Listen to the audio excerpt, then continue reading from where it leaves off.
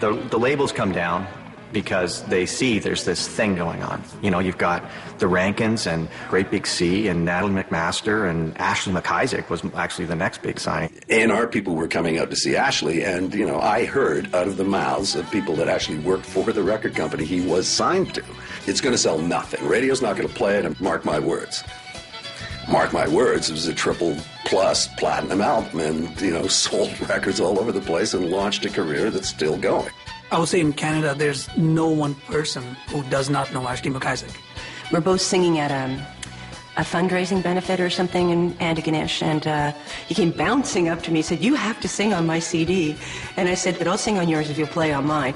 Where I grew up, fiddle wasn't really something people listened to, or, you know, it was the Tragically Hip and Nirvana and all these different bands going on.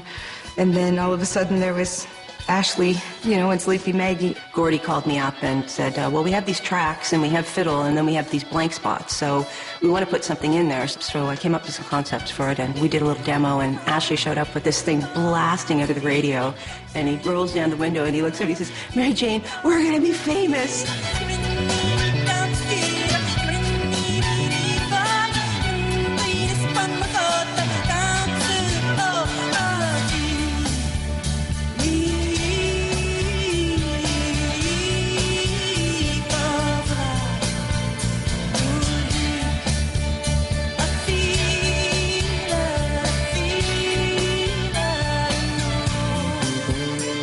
He wanted to be more like a rock star. I mean, he's the guy who grew up in the completely neck deep in the fiddling tradition.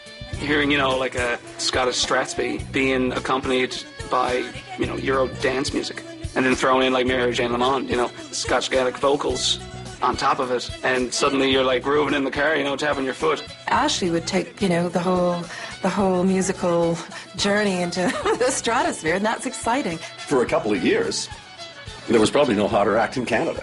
When we see the Celtic music scene, Mary Jane Lamond and other artists accepted in their own community, explode out of their community to the rest of English Canada and the world, then, you know, again, barriers break down. Because you had all this interest of people who could present your music, your creative juices really got going. Well, Natalie McMaster was coming up the same time as Ashley, but she went in a more straight-up traditional approach. She is amazingly talented, I mean, and she looks great when she's playing, and she's done collaborations with Bella Fleck and, yeah, Jessie Cook. I think what all those people have in common there is there's a kind of a virtuosity to all of those players. I mean, she is a virtuoso player.